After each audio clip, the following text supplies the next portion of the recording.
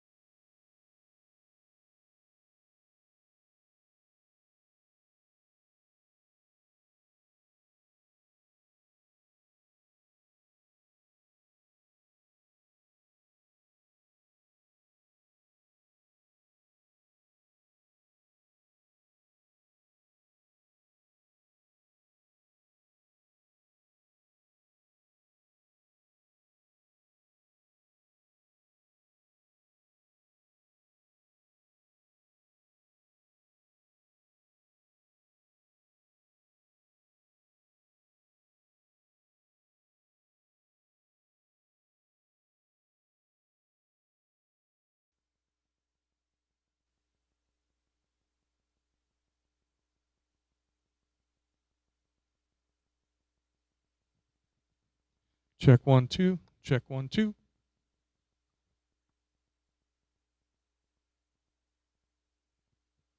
Check 3 4.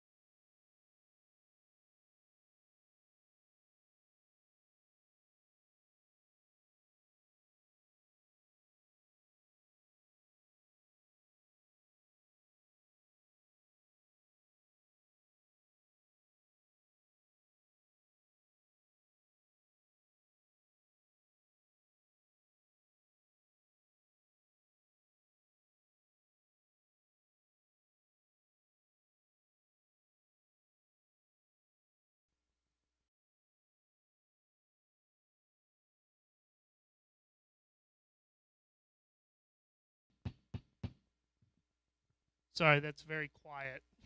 We'll start the meeting now. I just want to thank everybody for coming out to our April board meeting, regularly scheduled. Carrie, if you could please call roll. Mr. Baden, Here. Mrs. Hopkemeyer, Miss McKnight, Mr. Miller, Mr. Stamm. Perfect. Could we please stand for the Pledge of Allegiance? We'll use this flag here.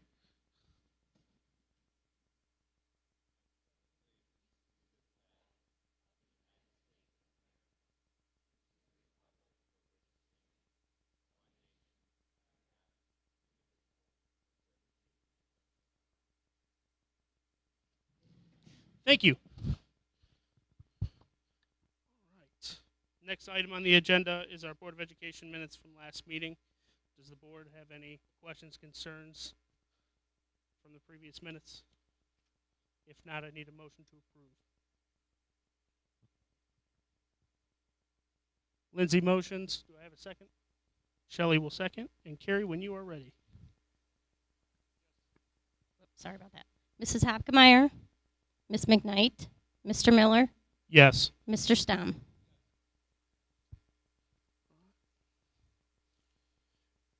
Third item on the agenda is the superintendent's update. Great, thank you. Tonight, we're very fortunate to have a couple different presentations. We're going to start off with the band program. So I'm going to turn it over to Roy Young and Adam Ladd.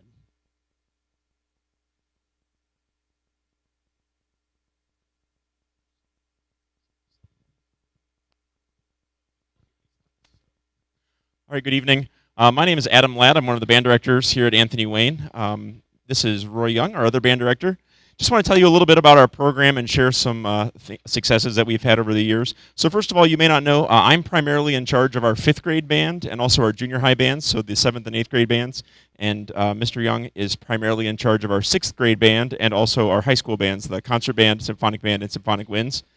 One of the best things about our job is that we're surrounded by music all day. So we thought we'd bring a little bit of music for our board meeting tonight. Performing here for you is 4 of our saxophone players. This is Luke Willis, Nate Swift, Logan Rudolph, and Austin Wilson. They're going to play Saxophone Sinfonette by David Bennett.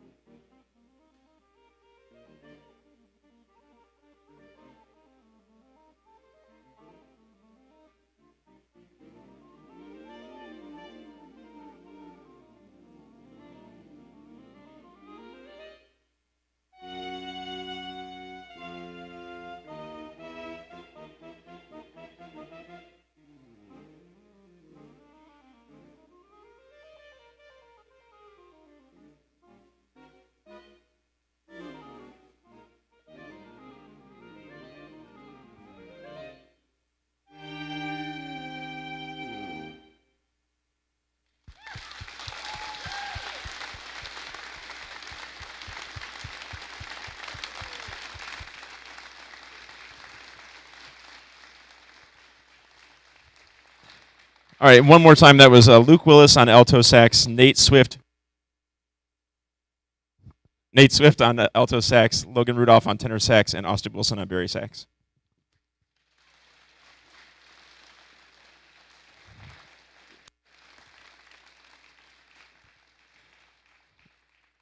So when Dr. Fritz asked us to present tonight, the first thing I thought of is that a lot of you have seen our band perform, and you maybe see the marching band or the pep band at different performances throughout the years, but you may not know actually what we do in a year. So we're going to walk through kind of quickly what our year looks like. So for this, these are the events that we have participated in this year and are participating in this year. So a lot of these events stay the same from one year to the next, but then certain things will change. So our year starts in July. The last week in July, our marching band starts up with 2 drumline practices and 2 evening marching band practices. August, we have our marching band camp, where we have 2-a-day practices, and then followed by 2 weeks of evening marching band practices. Our first performances of the year, we have the Swanton Cornfest Parade for the marching band, the Pemberville Free Fair Parade for the marching band, and our first home football game performance. Also in August, we begin after-school marching band practices 4 days a week for our marching band. Here's a picture of our band performing at one of our home football games. I have to give photo credit. I think Dr. Fritz took this photo from his seat, so nice photo of our band there.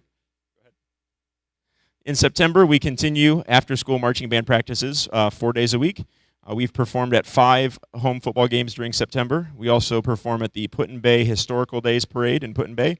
This year, we performed at the Defiance Band Spectacular with our marching band. Also, our AW Showcase of Bands performance with our marching band. Also, the Waterville Roche de Boeuf Parade, which is usually on the same day as our Showcase of Bands. That makes for a busy day. Also in September, at Fallen Timbers, that's when we begin instrument selection process for new 5th grade band members who are interested in starting band. In October, we continue after-school marching band practices 4 days each week. We had 3 football game regular season performances and 1 football playoff game performance. We also perform at the AWHS Homecoming Parade, and the 7th and 8th grade band students join the high school marching band for a performance at one of the football games. Our marching band this year did an overnight trip for a performance at the Circleville Pumpkin Show down in Circleville, Ohio. Also in October, this is when we begin preparations for our district honors band auditions at both the junior high and high school level, and Mr. Young will give you more info about that in just a minute. And then in October, this is when we start 5th grade band rehearsals at Fallen Timbers. So we had 110 new students learning to play instruments at Fallen Timbers this October. This is a picture of our marching band at the Circleville Pumpkin Show. It's a real narrow parade we marched through at night. It was a lot of fun. All right, in November, this is kind of when our marching band season is starting to wrap up. So we end marching band practice after school. We had 2 football playoff game performances in November. We also performed at the Toledo Holiday Parade. In November, we start high school and junior high jazz band rehearsals after school. So marching band kind of ends and our jazz season begins. So our jazz bands rehearse as a total 3 days per week after school. Also in November, we have a Symphonic Winds concert. We also begin high school pep band, and this year we performed at the Generals Madness event to kick off basketball season. We had 1 high school pep band performance at a basketball game, and also in November, this is when we begin organizing solo and ensemble performances. So the group that played for you tonight is a group that played at solo and ensemble this year. And Mr. Young will tell you a little bit more about that in a second. In December, we continue high school and junior high jazz band rehearsals 3 days a week after school. We have our high school holiday band concert where 3 high school bands perform and the high school jazz band performs. We also have our junior high and Fallen Timbers middle school holiday concert where our 2 junior high jazz bands and the 6th grade band performs. Also, the junior high jazz band performs at that concert. We had 2 high school pep band performances at basketball games and 1 junior high pep band performance at a junior high basketball game in December as well. In January, we continue with jazz band rehearsals 3 days a week after school. We had 3 high school pep band performances at basketball games, 2 junior high pep band performances at basketball games. January is when our District 1 honors band rehearsal and performance at the Stranahan Theater occurs. So that's for students who were accepted into that group.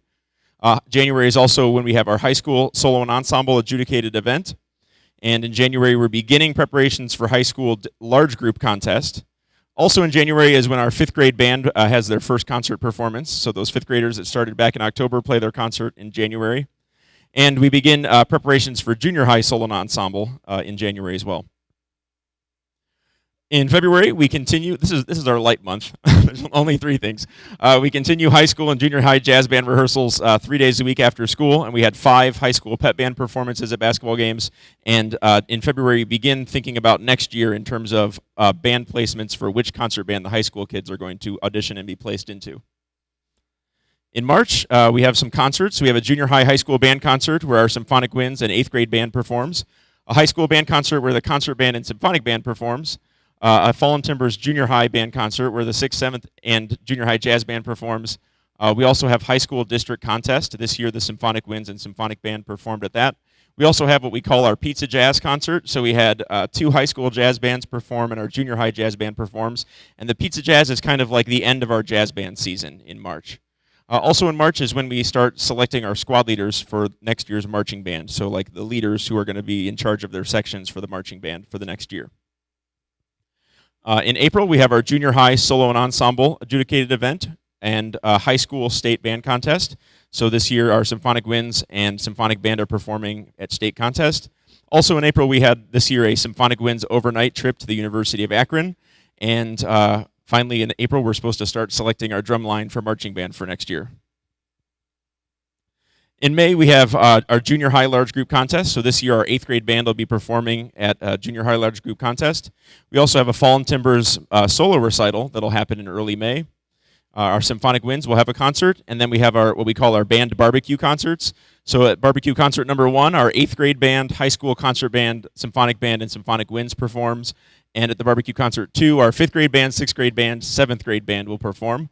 Also in May, we have our majorette tryouts for next year's marching band, and AW graduation band will perform at the graduation ceremony. And then finally, 2 Memorial Day ceremony performances at the end of May. That takes us to June, where we have upcoming our White House Cherry Fest Parade and the Cedar. And this past June, we performed at the Cedar Point. And that's a lot. That's a lot of things. That's a total, if you count it all up, of all the bands, that's 80 performances by the Anthony Wayne bands throughout the year. And there's 40 weeks of school, so if you do the math, that averages out to like 2 performances a week. So it's a ton that our kids are out there performing, and they enjoy it. They love doing it. And if you think about the portrait of a general, respectful, responsible, safe, and involved, our kids are definitely hitting the being involved part of things. They're out a lot performing and out in front of the community a ton. I'm going to turn it over to Mr. Young, and he's going to give you a little bit more details about some of these events. Dr. Pfefferly told me to keep it about an hour, so I have plenty of time here left. Just to talk a little bit, give you an idea of how many students are involved in the program. Here are some kind of statistics of what we have. At the high school, we have 159 students in band, which represents over 12% of the student body here at the high school. At the junior high, we have 128 students. That represents about 18%, a little more than 18% of the student body at the junior high. And at Fallen Timbers, we have 188 students in the 5th and 6th grade band, and that represents a little over 27% of the student body. So combined, grades 5 through 12, we have 475 students involved in band in some way, shape, or form, and that averages to 17.7% of the students in grades 5 through 12 are involved in band. Here there's some notable performances from marching band. All of these performances require some kind of an audition video or a resume type thing that we have to send in. Some of the previous performances, we did the Indianapolis 500 Parade back in 2009, Kentucky Derby Parade in 2011. We did the Detroit America's Thanksgiving Day Parade in 2015, Philadelphia Thanksgiving Day Parade in 2016. Chicago Magnificent Mile Lights Parade, that was 2014, and then again in 2021, and the Disney Magic Kingdom Parade in 2010, 2014, 2018, and 2020. The next slide shows some pictures of us. There's at Disney on the left, and then on the right is the Chicago Magnificent Mile Lights Parade. Going on with some notable performances with the Symphonic Winds. In 2011, the Symphonic Winds was invited to play at the Capital University Band Reading Clinic. That was a day where band directors could go and listen to some new music, and there were different bands throughout the day that presented that, so directors could decide if they wanted to play that with their ensembles. That was an invitation performance. Ohio Music Education Professional Development Conference in 2014. That was an audition. We had to submit an audition tape for that. We played at our conference in Columbus. Next was the University of Akron Ohio Band Directors Conference in 2017. That was by invitation. That, again, is another opportunity for directors to come and hear some music and decide if they might want to program those pieces with their bands. Then, again, we did the Professional Development Conference in 2018. And then last year we were invited to play with the Bowling Green Symphonic Band on one of their concerts. And that next picture of us playing at Kobacker Hall. That's Dr. Thompson from BGSU is working with the students before our performance. To explain a little bit about, we talk about OMEA and what is OMEA. OMEA is kind of our version of the Ohio High School Athletic Association. It stands for the Ohio Music Education Association, and they're the organization that runs all of the adjudicated events and other performance opportunities for the students.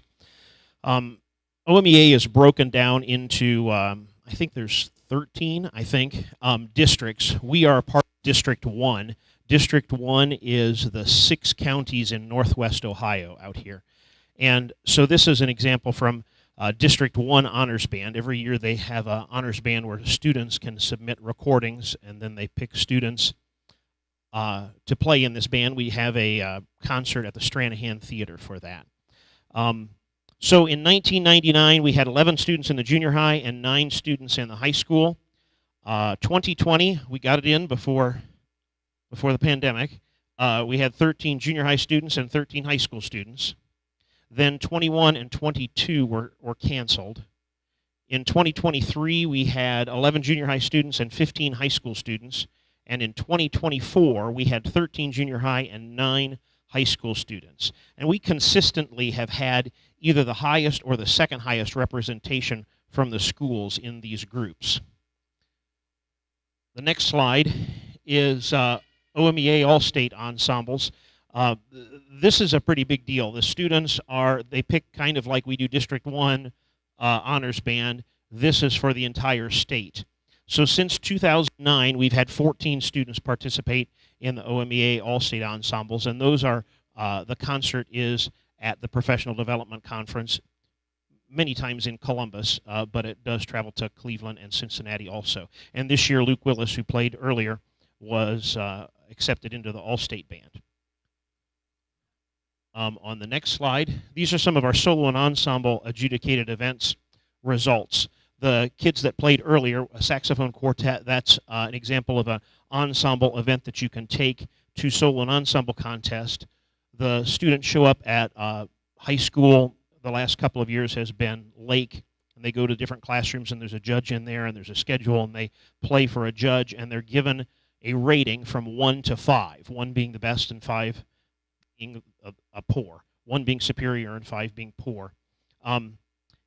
So if you look at our totals there, in 2019 we had 93 events, 2020 89 events, 2021 it was canceled, 2022 we had 64 events, but the reason that was low is because they eliminated the large ensembles. We couldn't take those because they would only allow like 6 students in the room at one time. In 2023 we had 95 events, and this year we had 94 events. And then if you look at the column 1 is superior. So we had 66, 64, 51, 65, and 70 superior ratings through those years. Each year we have had the largest number of events compared to any other school in District 1. In 2024, I kind of looked at some numbers, and the school with the next highest number of events had 57. And we had 94, so quite a few more than even the next highest number from another school. The next slide, our large group adjudicated events.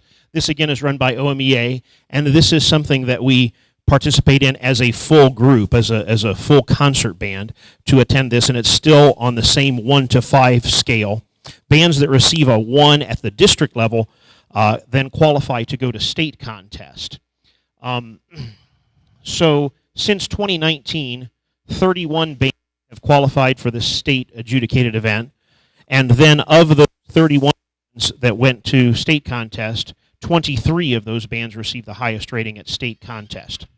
Prior to 2009, there were 4, as opposed to 23 now.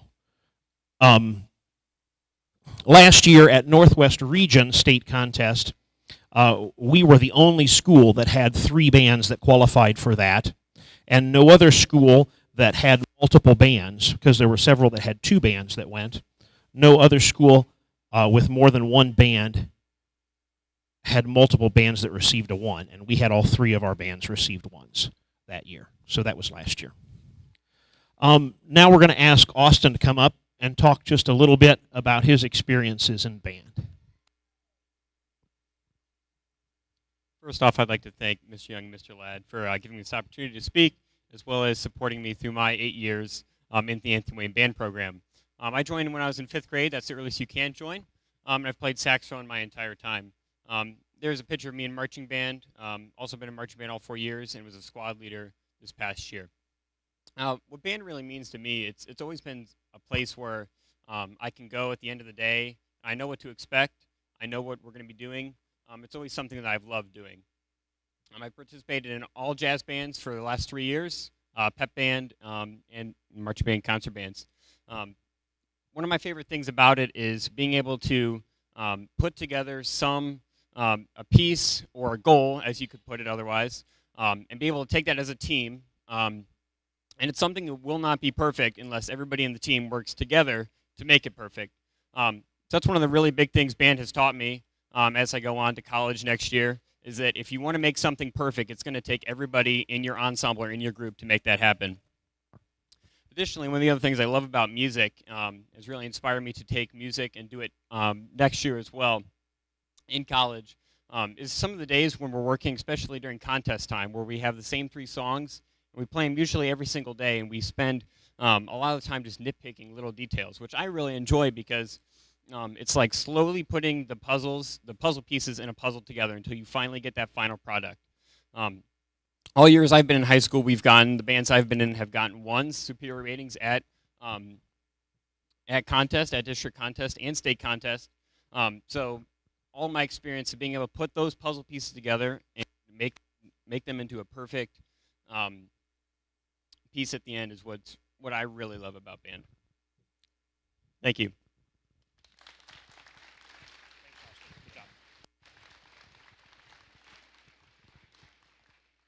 I think that's all we have. So thanks for giving us the opportunity to share some of our program with you tonight. We appreciate your support and time. You can't get away that easy. And I just want to thank Adam and Roy for all that they do. Obviously, 80 performances, it's a lot of work, a lot of energy that goes into that, and it's all this excellence that we see in the band program is a testament to your work in doing that. So we can't thank you enough for that. Also, I'd like those that are parents here and part of the band boosters, we want to thank you as well, because you're involved in making this allowable for this district and allowing these kids to come together and perform in the bands, and we do appreciate that. I want to thank you for that, so thank you.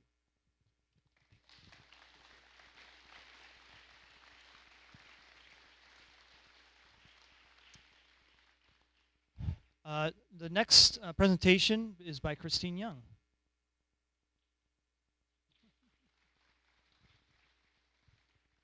I always get nervous in front of big crowds, but that's okay.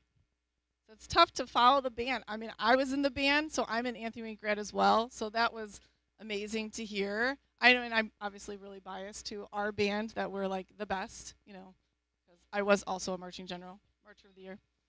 All right. So tonight I'd like to honor our military kids, because they are the heart, right, of our families, and I have a special place for them as well. So my job at Anthony Wayne Junior High, I'm a social studies teacher, but I'm also a Purple Star Military Family School Liaison. So each of our 6 buildings has the designation of a Purple Star. And in the state of Ohio, that was born from the MIC3, the Military Interstate Children's Compact Commission. I know that's a mouthful. All right, and so basically that ensures, all right, that children who are military dependents, all right, have rights protected, for their educational rights are protected. And so from that, all right, it's actually started in Ohio as a grassroots effort with a few schools down in Central Ohio who really felt that there are schools that were going above and beyond to provide for those unique situations of the military youth. And so that's where the Purple Star designation came from.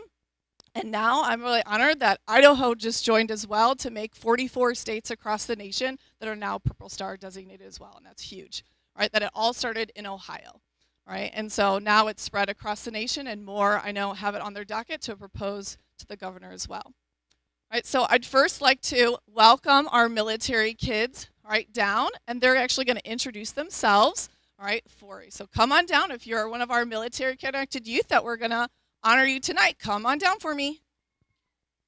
Let's give them a round of applause. Come over here.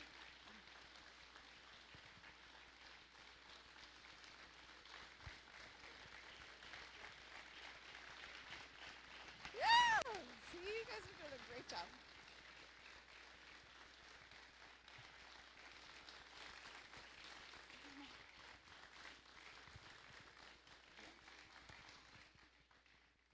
All right, so just say your name, all right, and then how you're connected to the military. My name is Clara, and I'm connected by the military by my dad.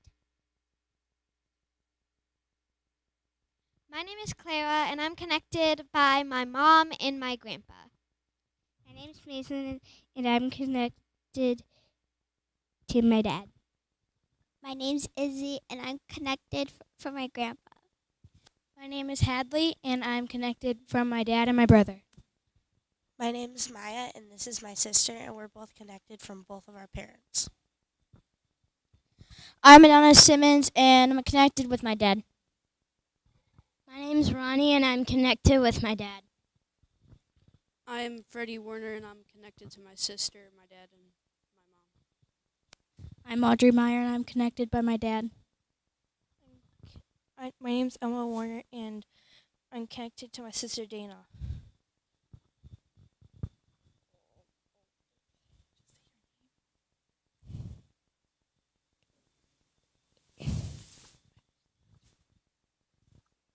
This is Jude.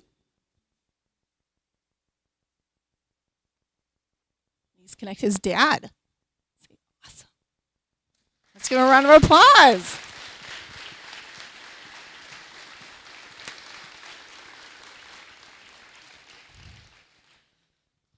As we gather here tonight, all right, for our Board of Education meeting, I'm honored to take a moment to recognize and celebrate a group of individuals whose sacrifice go unnoticed, the military-connected youth in our school district. During the month of the military child, it's crucial that we acknowledge and appreciate the unique challenges faced by these resilient young individuals and their families.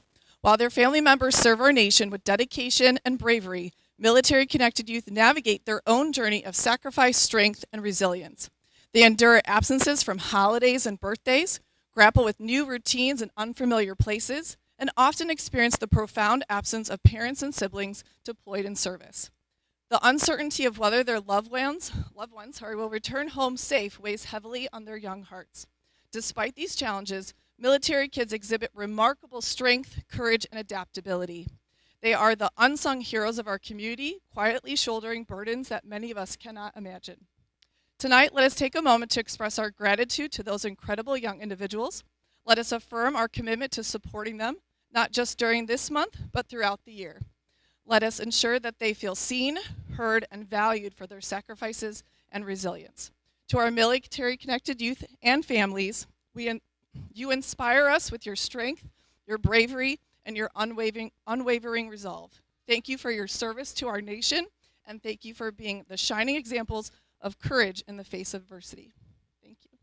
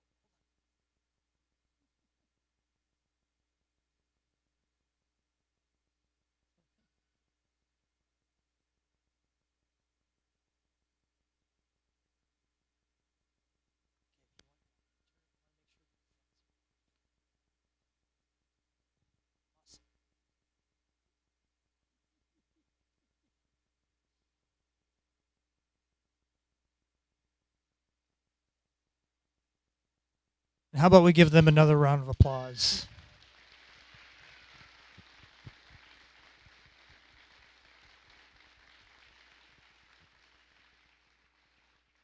I want to thank Christine for organizing this presentation as well as all the work that she does throughout the year. We recently hosted a meeting with a number of officials in regards to this program throughout the state, and we appreciate her work in doing so. But we also appreciate our students that are up here and the families that are here to celebrate with them.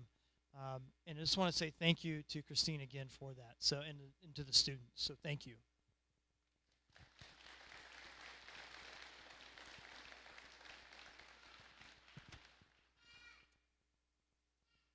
Next, I'm going to have Dr. Pfefferly come up and for his presentation.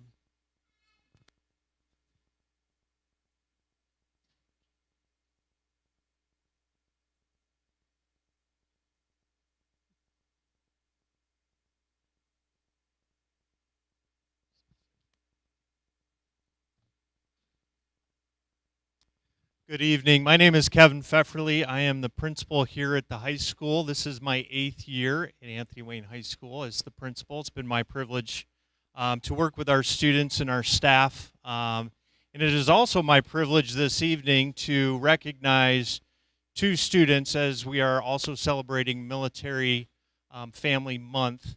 We have 2 students that are accepting appointments to academies this year. And so I'm going to speak about them here in a minute, but I'm going to have them both come forward. They're 2 of our gentlemen that look like they've been working security at the door. They're already understanding the drill and what lies ahead. I'm going to put both of you in front of that screen, front and center. We're going to put you on the spotlight. So Austin Wilson and Joe Massacre, you guys don't have to stand in the light. Thank you. So these 2 gentlemen I'm going to brag about briefly here in just a moment, but I also want to, again, offer my sincere gratitude, thanks to our service members here in the audience and those who have also been a part of Anthony Wayne. And we are very proud to recognize all of our Anthony Wayne High School alumni who are serving in the military or have served with our honor wall just outside the door that you may have walked past. In addition, and again, I'll get back to Austin and Joe in just a minute, I have the unique opportunity. I went back and did a little bit of research back to 2015 in terms of the number of Anthony Wayne High School students, graduates, who have accepted appointments to military academies in various ways, shapes, and forms. And I want to read off their name and their graduating year and their appointment and where they attended. I'm going to start in 2015 with Mary Barr, U.S. Military Academy at West Point. Colin Kyle, 2016, U.S. Merchant Marine Academy, U.S. Coast Guard. Cole Reagan, 2018, U.S. Air Force Academy. Thomas Hilt, 2018, U.S. Military Academy at West Point. Cameron Smith, 2018, U.S. Naval Academy. 2018, we had 3 students who each went to either the Naval Academy, West Point, and the Air Force Academy. So congratulations to them. That was a heck of a year. 2020, Samantha Schofield, U.S. Naval Academy. 2020, Nolan Barber, U.S. Naval Academy. 2020, John Hammernick, U.S. Military Academy at West Point. Caden Smith, 2021, U.S. Naval Academy. James Roush, 2021, the Citadel. Rory Smith, 2022, U.S. Naval Academy. Joseph Roush, 2023, the Citadel. Parker Schofield, 2023, U.S. Naval Academy. And our 2 most recent Academy acceptees, Austin Wilson, 2024, U.S. Naval Academy. Joe Massacre, 2024, U.S. Air Force Academy. Let's give all of them, but these 2 in particular, a nice round of applause.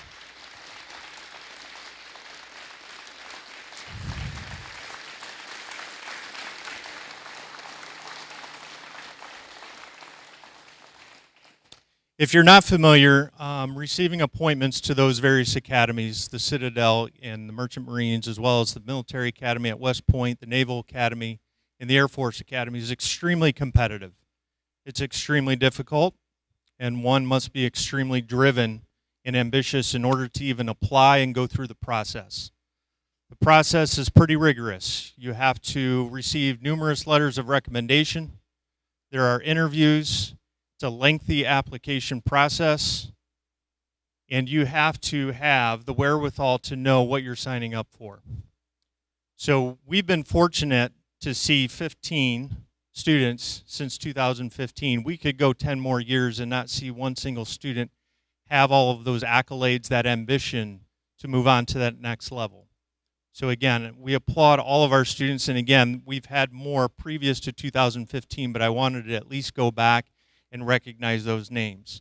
In addition to that, these students that have been listed, and I have absolutely zero doubt Austin and Joe will be in the same boat. These students are going to these academies and they're thriving. They're not going and attending for a year and it doesn't work out, and there's no shame in that because it's a big commitment. But our students are extremely well prepared.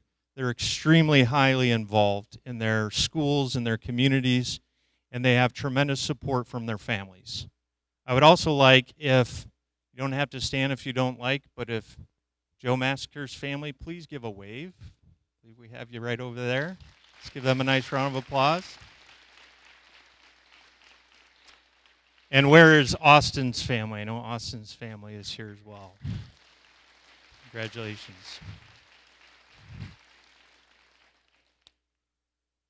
Part of the reason Joe and Austin wanted to take on this ambition is because of their families, who have members of their family who have histories in certainly the various military, not academies, but in the military branches, and their service extends well back. So that calling to the both of them, I know, has led them here. Again, just to give you an idea of how competitive this operation can be for students who embark on this, in recent years at military academies, acceptance rates, have been ranging between 10 and 13% for a number of applicants that range anywhere between 13,000 and 16,000 applicants each year. So to fit into the category of being one of 10 approximately, of anywhere between 13 and 16,000 per year of applicants to these various academies is quite an accomplishment.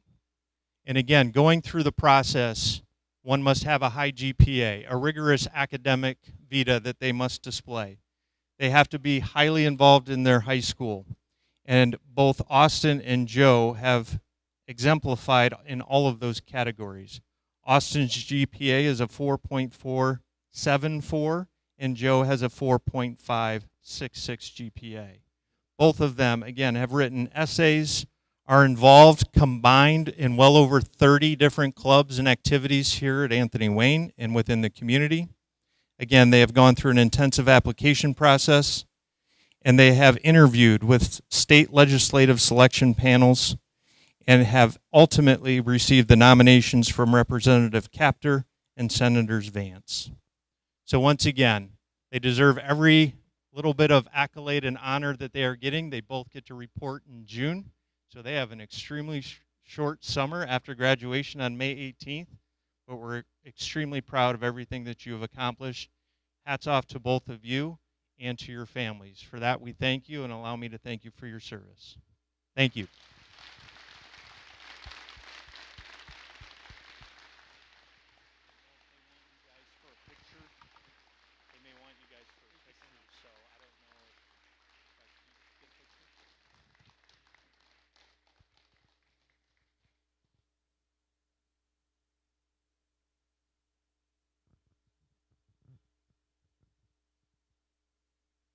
While they're getting pictures, also, I just want to thank Dr. Pfeffley for that presentation and congratulate our two students here, and then let you know that Austin is going to be presenting next. So we'll wait for him to get his picture, and we'll go from here.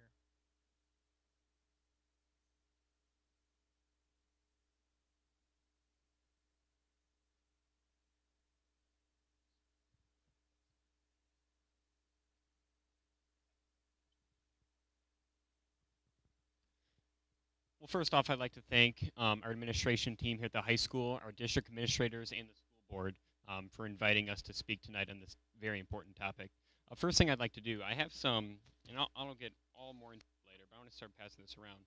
I have two examples of posters that we put up around the high school to kind of promote mental health and also kind of some warning signs. People. Thank you. So these are some of the things we hang around the high school. So I just want to show these, and I'll take them over there to pass them down.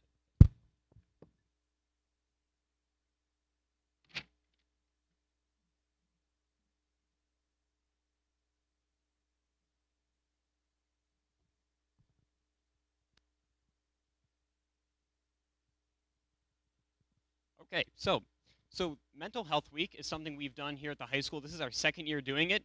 And it's an entirely student-led committee. So we do have a faculty advisor, Mrs. Herr, our high school social worker, who does incredible work. But I was the only one who was able to present tonight. Luke Willis was here earlier, but he's so involved, he has other activities to tend to.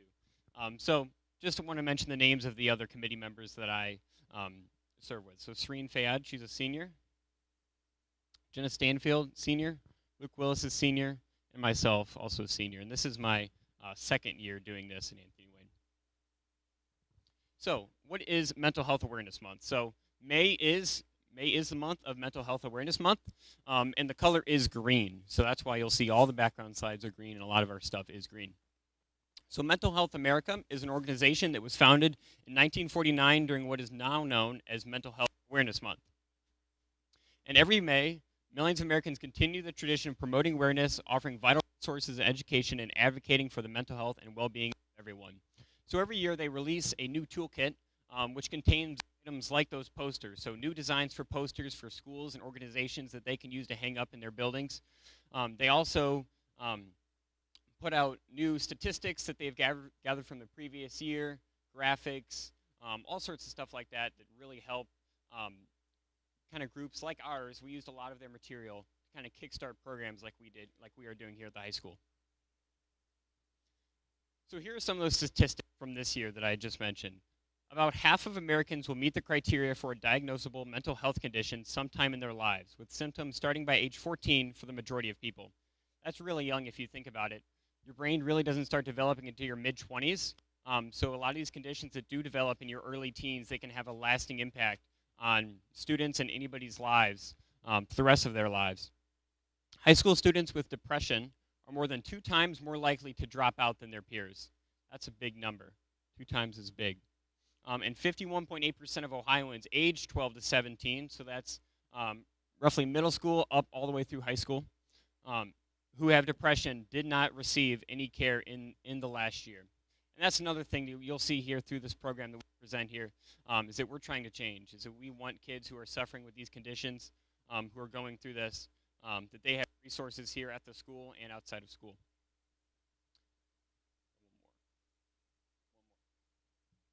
So while society is getting more comfortable discussing mental health, it can still be hard to know where to start.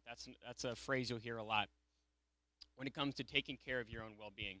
Like I said, where to start. This is only something we started here really mainstream as a program, as an entire week event just last year. So I mentioned earlier it's student-led, and I gave the names of the people that are also in the committee that I'm on. But why is it important to be student-led? Only students really know what it's like to be students. The high school students really are the only ones who know what it's like to be a high school student. It's kind of obvious.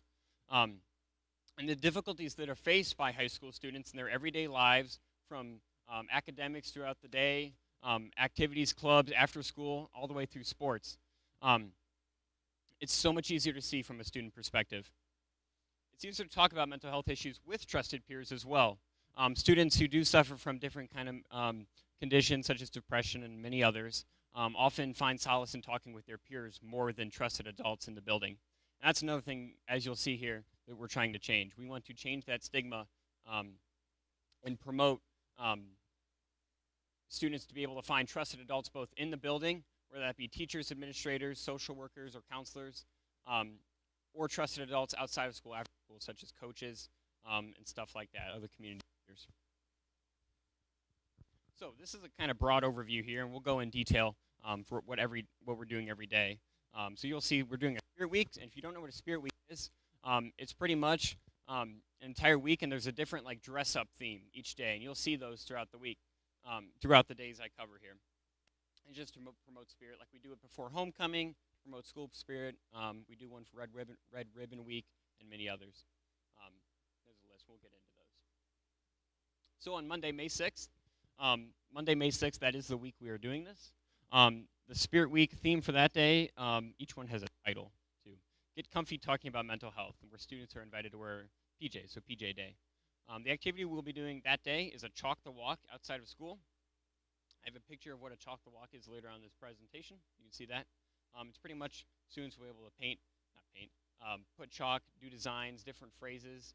You've heard me mention a few of them before in this presentation, but like smiles, like positive, happy phrases, saying like "hang in there," "you got this," or stuff like that. You get the gist. So that day, that Monday, students in attendance will receive for free entry to the boys' varsity baseball game versus Perrysburg.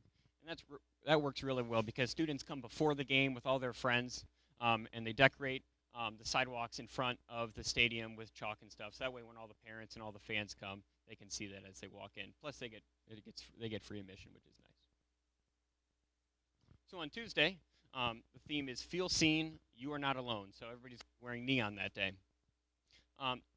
So it's also School Facility Dog Tuesday, so all of the dogs that are in the different buildings in the district, 5 in total, and I have them listed there. I won't read through them all, but those are the names of all the dogs in the district and what schools they go to. So they'll be on a blocked schedule throughout the day, and students will be able to, as you know, they're passing through the hallway in between classes, going to lunch, stuff like that. They'll be able to play with the dogs, pet the dogs, stuff like that. Wednesday is Be Seen in Green Day. And green, as I mentioned earlier, green is the official color of Mental Health Awareness Month, so that's why we'll be wearing green. And so you'll see their home base activities. If you're not aware, home base is a 30-minute instructional period that we have at the high school and junior high in between first and second period. And it's mainly used as an opportunity for students to do career exploration type activities, as well as any non-traditionally academic activities with members of their class. And so we'll have different like activities throughout the buildings, where students will be able to leave their space room and come do them. So we have painting tote bags, which is really popular. We did that last year. It's not really painting, it's like fabric markers. So students, we have like these tote bags, and they can come down and draw designs on them or phrases, similar to the phrases that I mentioned earlier with the chalk the walk. We'll also have yoga in the wrestling room, which I have a picture of from last year as well, which is really popular. We'll be decorating coffee sleeves for Copper Press. So we were able to get about 300 of the cardboard coffee sleeves that go on your hot drink. We'll be able to use those. High school students will be able to decorate those, and then once decorated, we're going to donate those back to Copper Press for them to use and give to their customers. And we'll also be doing games with Lorraine. So Lorraine is the service dog at the junior high, and believe it or not, she can actually play games. So she can play tic-tac-toe, she can play rock, paper, scissors. So students who sign up for that event will be able to go in a room with her and play games with her and stuff. And I've heard she's pretty good at tic-tac-toe. From what I heard, the faculty tournament at the junior high, she won like 8 times in a row. So that should be interesting. So Thursday is our tie-dye day, because colors represent a range of emotions. It's okay to express them. So negativity at lunch. So there's a really big shredder that's in the office, so big it actually has oil that you have to put in it to give you perspective.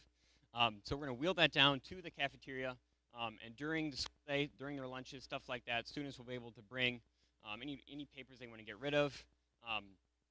We'll have like Post-it notes or paper with sort of writing utensils that students will be able to write down anything that's been stressing them out, thoughts that have been swirling around in their head recently, they can't seem to get rid of. So they can write that out right at lunchtime and then put it in their shredder and watch it disappear right in front of them, which is, as it's been shown that tactile experience of taking what is bringing you stress and putting that through the shredder and seeing that disappear really benefits students. Well, also, that's it for that day. And so Friday, the last day, so AW is here for you. We're AW Spirit Gear. Like I said before, one of the goals of this week is to promote what faculty members and coaches and stuff like that students can view as their trusted adult. So we're going to be painting the rock. So the Spirit Rock that's outside of the high school. Early in the week, me and my committee will paint it white, all white. And then Friday after school, so this is a seniors only activity, seniors will be invited to paint the rock to stand for mental health, accompanied by free popsicles, which everybody loves. And I have some more pictures of that from last year to kind of give you perspective at the end as well. Additionally, there's going to be a boys volleyball match, and we're going to be passing out dum-dum stickers with attached notes of encouragement, so like tying them around the stem of the sucker, and words like the phrases I've been mentioned a few times now, like "you're doing great, keep it up," stuff like that. We'll also be doing a girls softball game with a take something, leave something board, which is essentially just a poster board, and it has like post-it notes with those same positive phrases on it that people, as they come in the building, they're able to take one. There's also fresh new post-it notes, writing utensils. They'll be able to write new ones down and place it back up on the board for somebody else to take.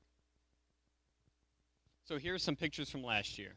So this first one, that's the chalk the walk we did outside the front of the building. There's Luke with Mrs. Ray, a math teacher here at the high school. And you can see some of the phrases there, like, keep smiling. Those are kind of hard to read, but that's that. There is yoga in the wrestling room. So Mrs. Blakely, one of our science teachers, she actually used to be a yoga instructor, so she came down during that home base period. They have the wrestling mats down there, so, and she did a little yoga class, which a lot of people enjoyed. And this is the rock after we painted it. So you can see it was painted white, and then the way we paint it, the way seniors can paint it, is we have green paint, like in a tray, and put their hand in it, and then they can put their handprint on the rock. It's kind of a pledge to support the same mental health mission that we've been promoting all week. And then in the next picture on the right there, you can see a student in Sharpie writing his name on his handprint, right? Kind of their seniors about to graduate in a week. It's a cool way to kind of send off. And there's a picture on the left there as we were painting the rock white last year. That's all I have. Those are the references from the statistics I used last year. Once again, I'd like to thank the board and our administration team here at the high school and our district for letting us to promote do this week, and present about it to you guys here tonight at the board meeting. Last thing I'd like to do, I have some magnets. These are magnets from the Mental Health America toolkit that you can purchase. And so I have some, and I'd like to pass one to each of you guys over here.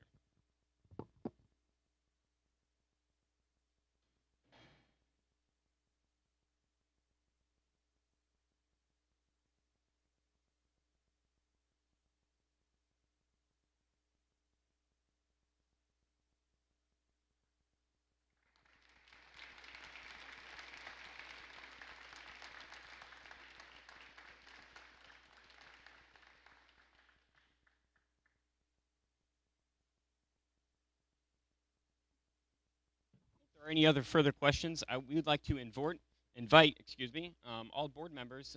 We are still doing meetings prepping for our Mental Health Week. We do it usually on Wednesdays, so if anybody would like to come, shoot me an email, and we'd love to have you there. That's all I have, so thank you again for letting me talk about this and being a good audience. Thank you.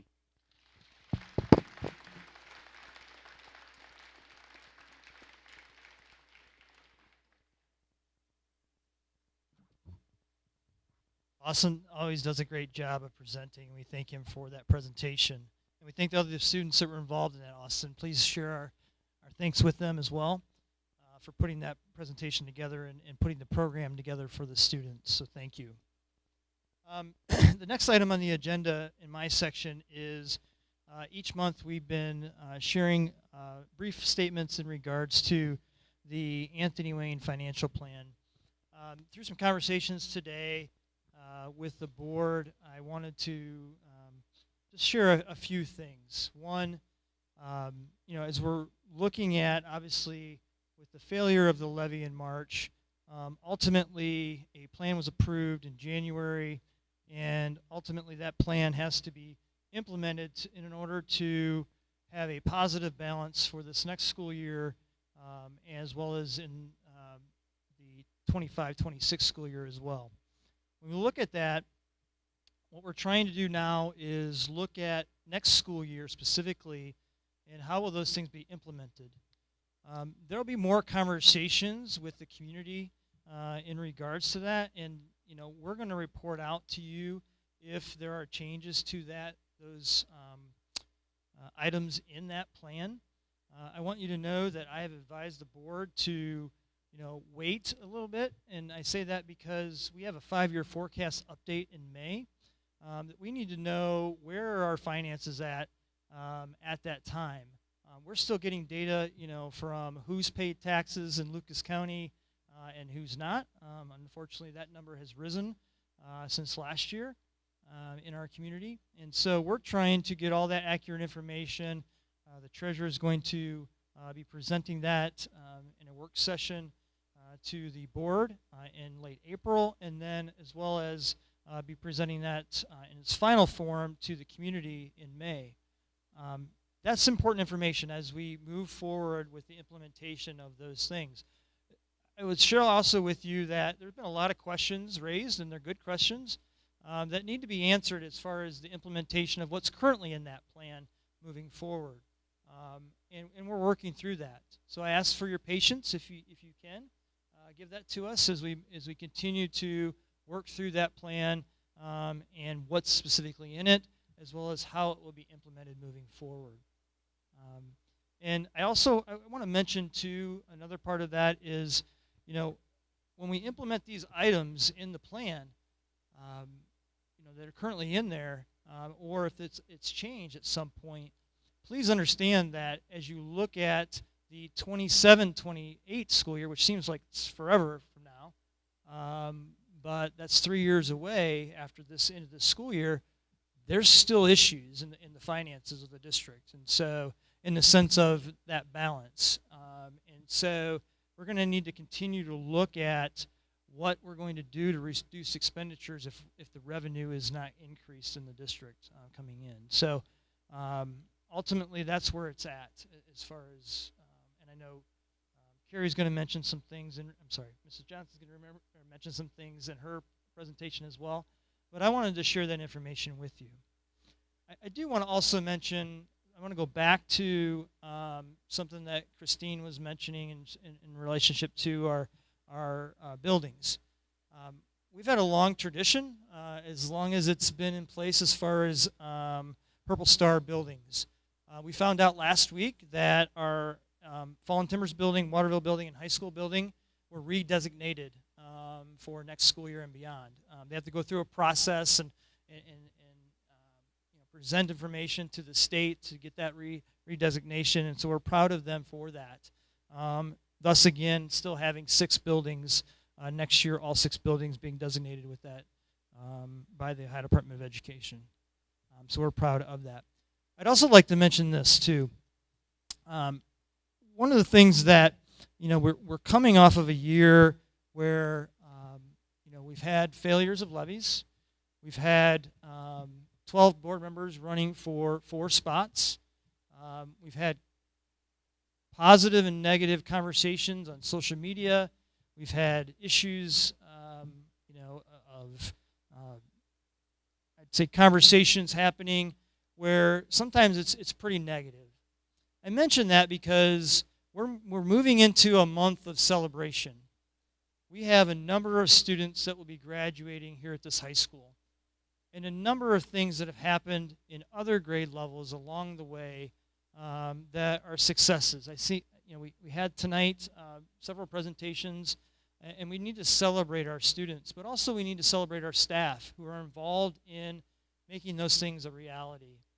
Whether it's our teachers, our custodians, our engineers, our bus drivers, and all of our staff, our food service employees, and administrators, and everybody involved, including the school board, and their involvement in what we do as a district to allow students to have these opportunities. I'm amazed that our band had 80 performances, this last year. It's incredible for our students to experience that. And we have several programs like that that are recognized not only locally, but throughout the state and even nationally at some times. And I hope that we can all come together and celebrate our employees and what they do, not only for our students, but for this community as well. Especially in this next month where we have, Teacher Appreciation Week and things like that. I'm hoping that we can do that, and I hope you will join me in that celebration of our employees, even if it's something simple as sending an email to one of our staff members thanking them for what they do. It goes a long way when they hear those positive comments. So if you can join me in doing that, I'd really appreciate that. I'm going to turn it over now to our treasurer, Carrie Johnson.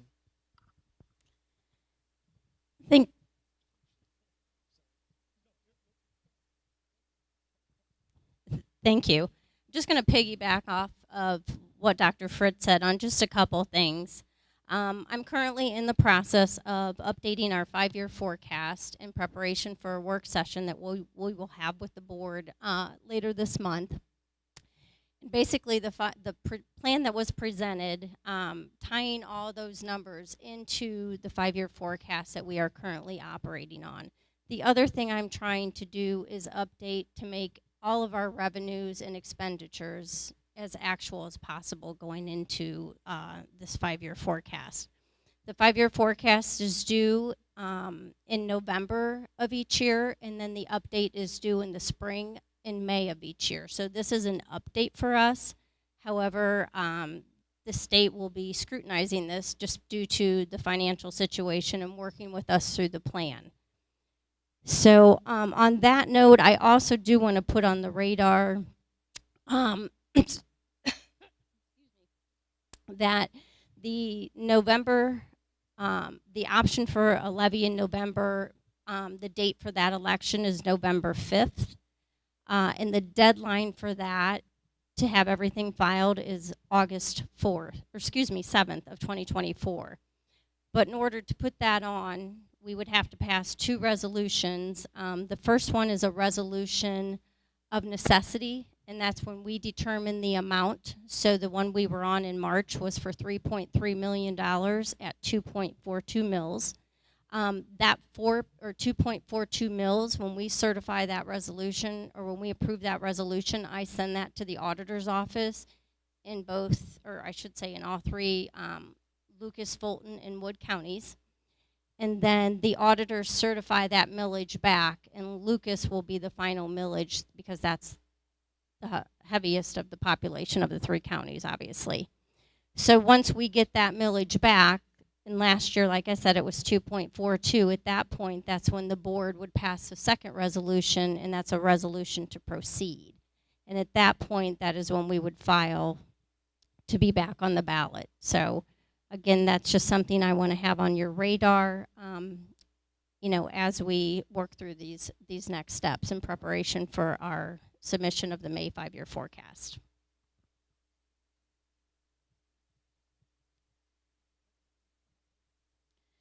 At this point, I'll go ahead and go through my agenda. The first item on the agenda is to approve the March 2024 financials as presented. As you look through those, you can see that the district is on target for our expenditures. We're right at about 76.5%, and we are 3/4 of the way through a fiscal year, which runs July 1 through June 30th of each year. Under item C, I would ask that you approve the numerous donations. We are always very appreciative of those as they are received. Next item is to approve the state grant. It's a OneNet connectivity grant in the amount of $11,708.58. This is an allocation that is awarded to us. We don't necessarily make application for it. It's one of those based on ADM, but it was up $908.58 this year, so I did want to highlight that. But we use this to offset our internet connectivity that we pay for through our A-site. And then the last item I have is to approve, this is an annual resolution, is to approve the treasurer to make the necessary account modifications as we approach June 30th of 2024. This will ensure that all accounts and all funds have a positive year-end cash balance as that is required. So, and then I would bring those back to you for approval either at our July meeting or our August meeting. So. And I do want to circulate back to one thing on the levy. Those 2 resolutions that we would have to pass would be done in 2 separate board meetings. So we would be looking at starting that process either May, June, and have everything, the last resolution approved in July. So we do have time. I just, again, wanted to just put it on the radar that if that's up for consideration, so it's on your radar. And that is all I have. Thank you, Carrie. Board, do we have any questions, concerns, comments? If not, I need a motion to approve.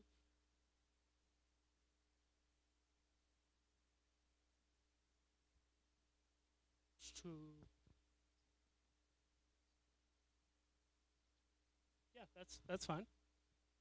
Yeah, that's fine.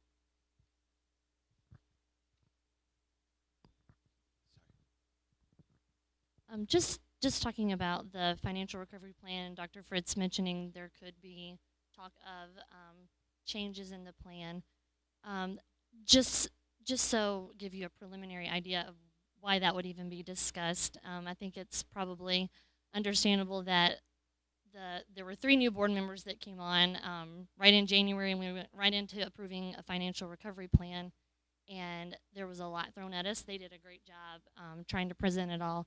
But I think there's just a few of us, I am one of them, that would just like to, since there's been more time to be on the board, 3 months, you have a little bit more of a handle what's going on in the district, feedback from the community, teachers, staff, that we would maybe like to just look at that. So I know he mentioned it, and I just thought I'd give a brief explanation as to why that might be a possibility. So, and please feel free to talk to us. Like if you have any questions or concerns about that or anything, we want to hear. We're here to represent you, so please just come and see us. So.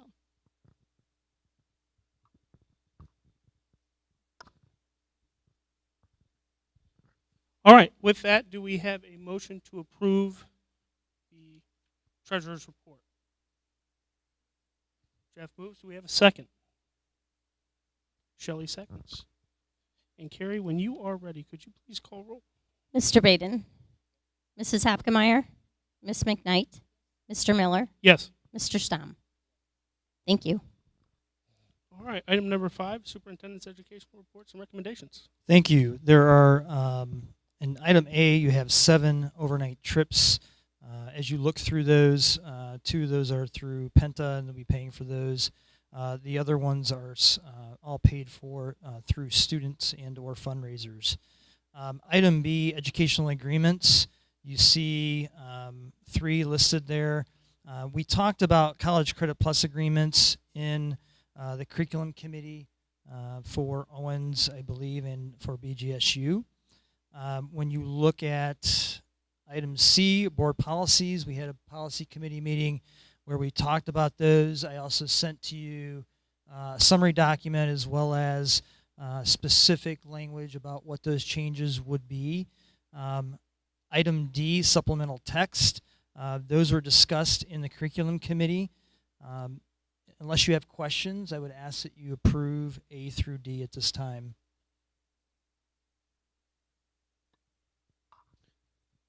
Yes, we have comments for the committee. I serve on the policy committee and the curriculum committee. Mike serves with me on the policy. We met last Friday morning, bright and early. Most of the changes that were made to the policy statements were just simple word changes. These are as a result of House Bill 33, which is now law in the state of Ohio, and we had to change some of the wording and some of the way that some of the policy is written to reflect those changes. That was pretty much it. And it went smooth. As Dr. Fritz explained, it's hard to stay awake in a policy meeting.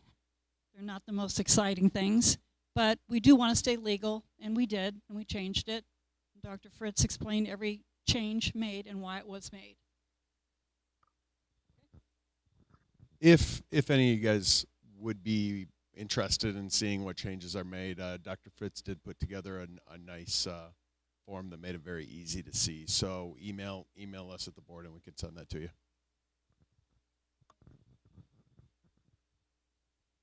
All right. Any other comments, questions, concerns for the superintendent's report? If not, I need a motion to approve. Lindsay will approve, and do I have a second? Mike? Mike will second. Perfect. And Carrie, when you're ready, can you please call roll? Mr. Baden, Mrs. Hapkemeyer, Ms. McKnight, Mr. Miller, Yes. Mr. Stom. All right. And item number 6, superintendent's personnel recommendations. Thank you. Item A is resignations and retirements, as you see those listed there. We thank all of those individuals for their service to the district. I do want to mention, Tammy Tapley, in the Director of Transportation position. She has served the district for many years and has done a fabulous job. It's not an easy job to transport all of our students so many times a day and do it in a way that is economical, making sure that our 50 or so buses are ready to go each and every day with the mechanics and the secretarial staff. They do a phenomenal job of dealing with things that come up each and every day. But I also want to thank Tammy for her service in this position, and keeping it positive, trying to work through situations and resolve them quickly. You can ask her a question, and the students can say the street, and she knows exactly where it's at in the district. Not many of us can do this in that room and in this room, and she can do that. It's just amazing. So we appreciate her service to the district. Item B, substitutes. You see those two listed there. We thank them for wanting to be substitute employees for us. Item C, volunteers. We always are very thankful to our volunteers for their willingness to want to serve and help us out in the district. Contract amendments are listed per the recommendation of Mr. Herman, Assistant Superintendent. And I believe that are all the personnel recommendations at this time, so I'd ask that you approve A through D in one motion unless you have questions. Do we have any questions, concerns, comments? If not, I need a motion to approve. All right, Jeff can move. And a second.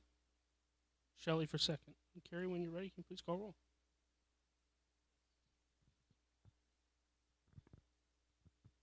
Ms. McKnight, Mr. Miller, Yes. Mr. Stom. All right, perfect.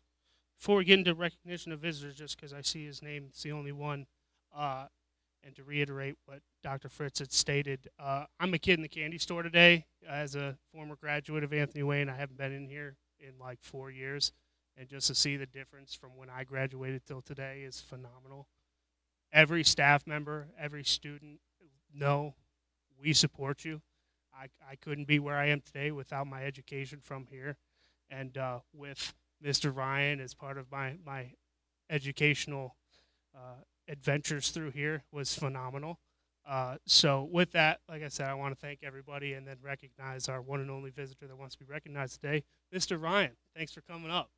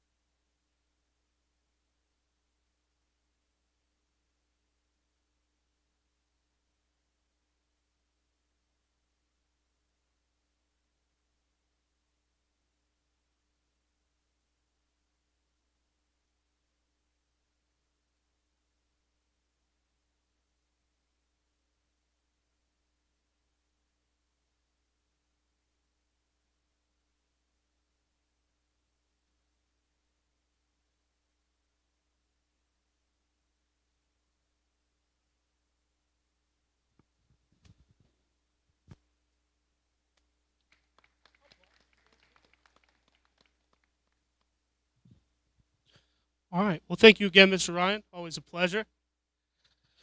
All right. With that, that concludes our normal scheduled business. We are going to go into an executive session, which with that, no action will be taken after we come back. You are free to sit here for as long as that may be. I would suggest probably going to get some dinner. Just be my recommendation to you. But with that, I need a motion to enter executive session. Shelley moves. Do I have a second? Lindsay seconds. And Carrie, when you are ready, can you please call roll? Mr. Braden, Mrs. Hopkemeyer, Ms. McKnight, Mr. Miller, Yes. Mr. Stom.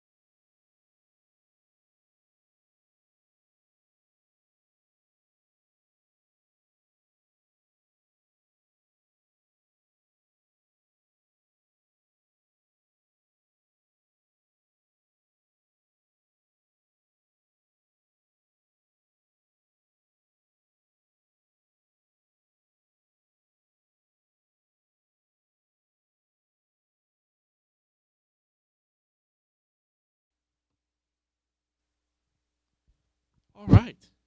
Do I have a motion to return from executive session? Mike makes a motion. Do I have a second?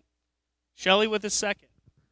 Carrie, when you're ready, can you please call roll? Mr. Baden, Mrs. Hopkemeyer, Ms. McKnight, Mr. Miller, Yes. Mr. Stom. Okay, and with that, do I have a motion to adjourn this meeting? Mike makes a motion. Do I have a second? Lindsay makes a second. And Carrie, when you are ready. Mr. Baden, Mrs. Hopkemeyer, Ms. McKnight, Mr. Miller, Yes. Mr. Stom.